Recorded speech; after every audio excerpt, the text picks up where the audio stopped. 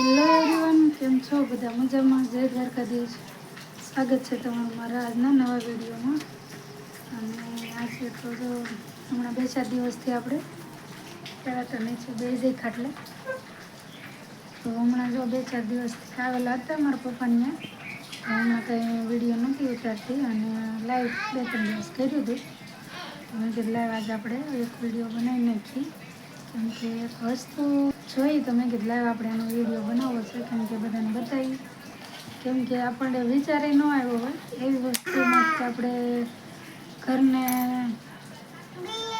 સજાવવામાં જો એવી વસ્તુનો ઉપયોગ કરતા, કે ઘરના સુશોભનમાં આવી વસ્તુ વાપરવામાં આવે તો આમ અલગ જ લાગે. તો મેં કીધું આપણે બધા શેર કરીએ, જેથી આઈડિયા આવે કોઈકને બનાવવું હોય તો બનાવવા થાય.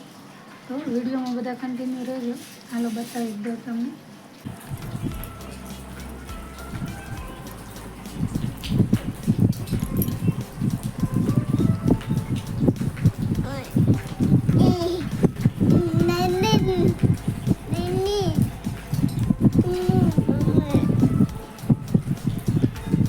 જો આ ઝુમર છે.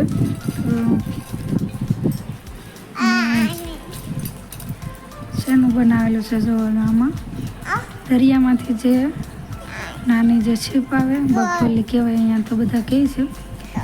તો એને જો આવી રીતે એમાં હોલ પાડી અને આવી રીતે બનાવેલું છે.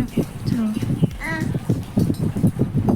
તો આ બનાવવા માટે જાજો મને જોઈ જાય, કેમ કે આ બગફેલી દરિયામાં જ મળે.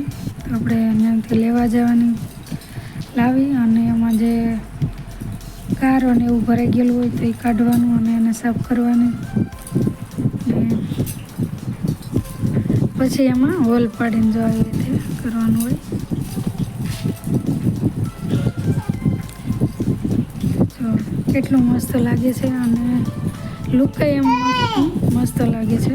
તો અહીંયા લગાડે જલા જત જો બતાવું તમને. જો ઝૂમ કરીને બતાવી દઉં. જો લગાડેલા જ છે. એક અહીંયા છે, એક આ સાઈડ છે અને એક અહીંયા છે. જો અને મારા બેન તો જો આ એક અહીંયા નીચે ઉતાર્યું છે. મેં કીધું એક નીચે ઉતારી અને આપણે બતાવી દઈએ તમને, ટીંગાડીને બતાવી દઉં જેથી કરીને ખબર પડી જાય કે જો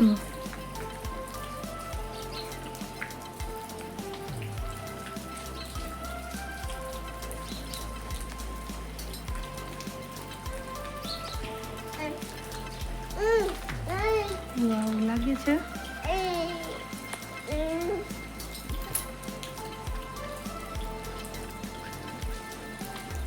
જો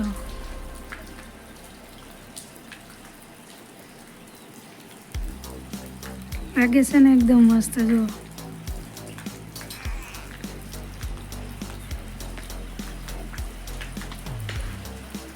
નજીકથી જો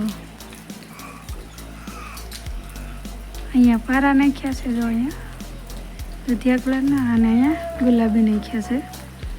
અને નીચે જો આવી રીતે ફૂલડા અને આ નીચે ગદાઓ નાખી છે. તો એકદમ મસ્ત થઈ ગયું છે. અને આ સ્ટેન્ડ છે. તો આ આવું આપણને મળી જ રહી દુકાને. તો એવી રીતે છે. જો આવી રીતે બનાવવામાં તો કંઈ ઝાઝી મહેનત ન રહે, પણ આને આપણે દરિયામાંથી લાવી, સાફ સફાઈ કરવી અને પછી એમાં હોલ પાડવાની, એટલી મહેનત રહે. બાકી તો તમારે તરત થઈ જાય. જો આવી રીતે લગાડવાના આવે. તો આ ઝુમર કેવું લાગ્યું કોમેન્ટ કરજો. અને ગમવું હોય તો તમે પણ દરિયાકાંઠામાં ક્યાંય રહેતા હોય તો તમને આવી મળી રહે તો જરૂરથી બનાવજો. અને આ સિવાય પણ જો પડદા અને તોરણ, આવા ઝુમર ને એવું બધું બધા બનાવે છે. ક્યારેક ક્યાંક હશે તો હું તમને બતાવીશ પડદા અને તોરણ ને એવું બધું. પણ અહીંયા અત્યારે તો મારા ભાભીને એક ઝુમર છે, તો મેં કીધું લાવ આપણે એને પણ બતાવી દઈએ.